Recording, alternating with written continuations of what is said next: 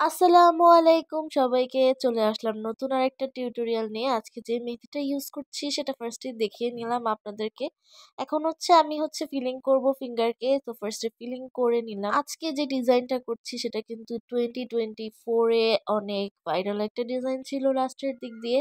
কিন্তু আমি যেহেতু তখন ব্যস্ত ছিলাম তাই তখন আমার এই টিউটোরিয়ালটা বানানো হয়নি। আমি ভাবলাম যে এখনই বানিয়ে ফেলি। মনে আছে গত বছর আমি মেহেদি কিনেছিলাম, 2024 এর কথা বলছি। তখনকার যে মেহেদিগুলো আমি পারচেজ করেছিলাম সেখান থেকে একটা মেহেদি দিয়ে আজকের এই টিউটোরিয়ালটা বানানো। আশা করছি সবার অনেক বেশি ভালো লাগবে এবং আজকের এই টিউটোরিয়ালটা কিন্তু খুবই সিম্পল এন্ড এলিগেন্ট এর মধ্যে। যারা যারা মিনিমাল ডিজাইন পছন্দ করেন এবং খুব বেশি ঝামেলা দিতে চান না হাতের তালুতে, তারা কিন্তু এই ডিজাইনটা ইজিলি রিক্রিয়েট করতে পারবেন। তো শীতে কার কার জমে যাওয়ার অবস্থা। আমি যখন এই টিউটোরিয়ালটা বানাচ্ছিলাম তখন আমি লিটারেলি কাঁপছিলাম।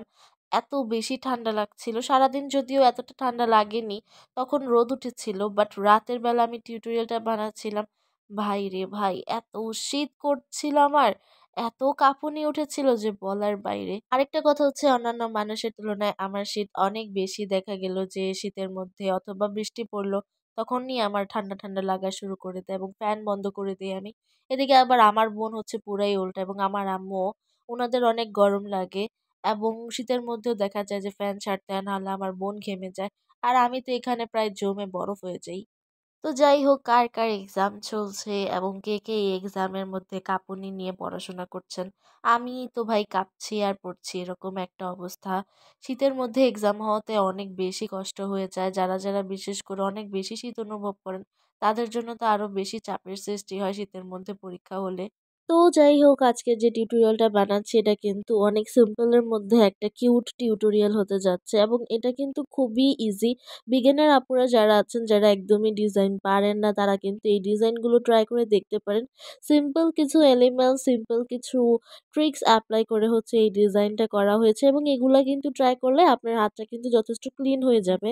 আজকে যে মেহেদিটা ইউজ করছি এটা কিন্তু একটা কাবেরি টাইপ মেহেদি এবং এই মেহেদিটা কিন্তু ভালোই স্টেইন দেয়। আমি পরবর্তীতে ভিডিওর সাথে সাথে ছবিগুলোও দিনের পর দিন শেয়ার করে দিব আপনাদের সবার সাথে।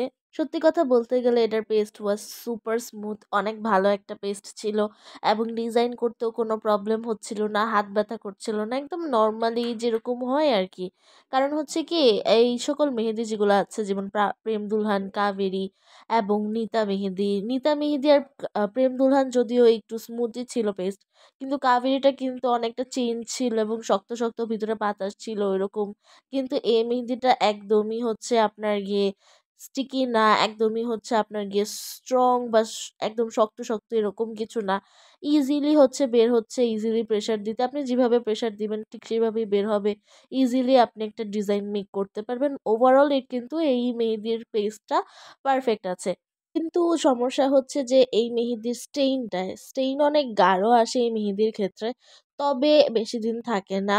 তো যারা আর কি মনে চাচ্ছেন যে একটা মেহেদি দেওয়ার পর অনেকদিন থাকবে, কমপক্ষে ৭ দিন।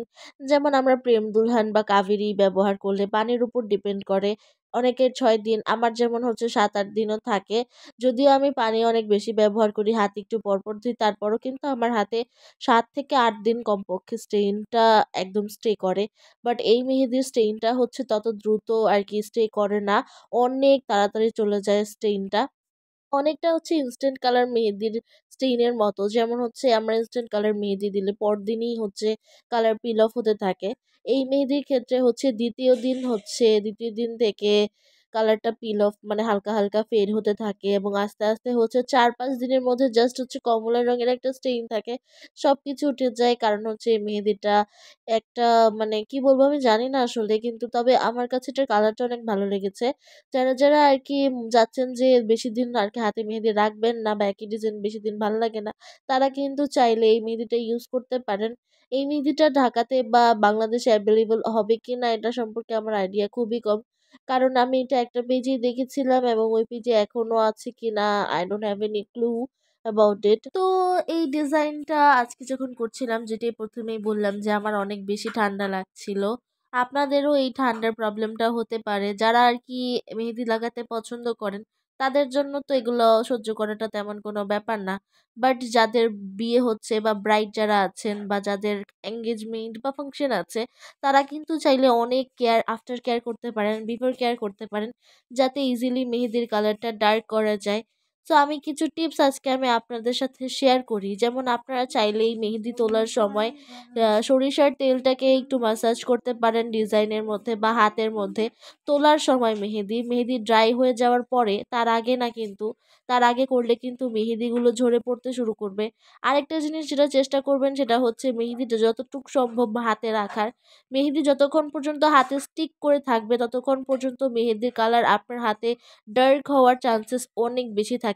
যেমন আমি যেই ডিজাইনটা আজকে হাতে দিয়েছি সেটা কিন্তু আমি কমপক্ষে ৭ থেকে ৮ ঘন্টা হাতের মধ্যে রেখেছি, যাতে আমার কালারটা অনেক সুন্দর আসে। ইনশাল্লাহ আমি পেজে হচ্ছে পোস্ট করে দিব ছবিগুলো। তো আপনারা চাইলে কিছু ট্রিক্স আর টিপস ফলো করে কিন্তু মেহেদির স্টেইনটাকে অনেক ডার্ক করতে পারেন। যেমন হচ্ছে আপনারা মেহেদি তোলার সময় সরিষার তেল দিয়ে একটা ম্যাসাজ করতে পারেন হাতের মধ্যে। এতে ব্লাড সার্কুলেশন বেড়ে যায় এবং হচ্ছে মেহেদির রং গাঢ় হতে পারে। আবার চাইলে আপনারা মেহেদি যখন হালকা একটু ড্রাই হয়ে যাবে তখন লেমন সিলেন্ট দিতে পারেন মেহেদির উপরে। মেহেদির উপরে হচ্ছে কি বলে, তাওয়ার মধ্যে কিছু লবঙ্গ নিয়ে সেটার ভাপ আপনি মেহেদিতে দিতে পারেন, যাতে মেহেদির রং গাঢ় হয়। এরকম বিভিন্ন টিপস ফলো করে আপনারা চাইলেই মেহেদির রংটাকে গাঢ় করতে পারেন এবং আপনার দিনটাকে আরো সুন্দর করে তুলতে পারেন। তো যাই হোক, কথা বলতে বলতে কিন্তু আমার মেহেদির ডিজাইনের মেইন পার্ট যেটা, সেখানে আমরা চলে এসেছি। এই ডিজাইনটা মূলত একটু লতা পাতা ডিজাইনটা হবে এবং সব মিলিয়ে এই ডিজাইনটা হচ্ছে যে কোনো মানুষ ট্রাই করতে পারবে। তা আমার না এখানে মনে হচ্ছিল যে গাছের ডালপালা, ছোটবেলা যখন গাছ আঁকতাম তখন গাছের ডালপালাগুলো এরকমভাবে দেওয়ার চেষ্টা করতাম যাতে আকর্ষণীয় লাগে এবং দেখতে গাছটা অনেক বেশি বড় মনে হয়। তো মনে হচ্ছিল যে গাছের ডালপালার মধ্যেই কিছু লতাপাতা অ্যাড করছি যাতে করে ডিজাইনটা একটু ফুটে উঠে। এবং এই ডিজাইনটা কিন্তু আপনারা যেটা খেয়াল করবেন সেটা হচ্ছে একটু আর্ট ওয়ার্ক আগে করে নিবেন আমার মতো, এবং সেখানে পাতাগুলো দিয়ে নিবেন এবং লাইনটাকে কিন্তু আস্তে আস্তে বোল্ড করবেন। না হলে কিন্তু লাইন নিয়ে আবার কালার হবে না, তখন দেখা যাবে যে শুধু পাতা আর হচ্ছে ফুলের কালার হয়েছে, যেই ডালগুলো আপনারা এঁকেছেন সেই ডালগুলোতে কোনো কালার আসে নাই। সো যখনই আপনি লাইনটাকে হালকা হাতে এঁকে নেবেন সেই লাইনটাকে পরে হচ্ছে একটু গাঢ় করার চেষ্টা করবেন, আর হচ্ছে আস্তে আস্তে পাতাগুলো ড্র করতে থাকবেন এবং সবগুলো কিন্তু একটার সাথে আরেকটা কানেক্টেড থাকবে ডালগুলো, যাতে দেখতে অনেকটা অ্যাস্থেটিক মনে হয়।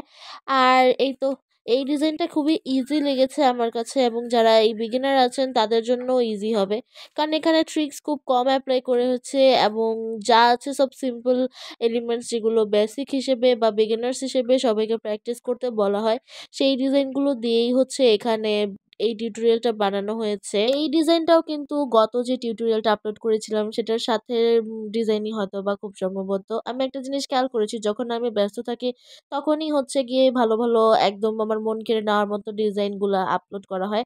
যাই হোক, তো আজকে এই পর্যন্তই। সবাই ভালো থাকবেন। কথা বলতে বলতে আমি একদম লাস্ট পর্যায়ে চলে এসেছি। যদি আমার টিউটোরিয়ালটা আপনাদের ভালো লেগে থাকে তাহলে আমাদের ফেসবুক পেজটাকে ফলো করতে ভুলবেন না। সবাই কমেন্ট করবেন, শেয়ার করবেন, লাইক করবেন। এই তো।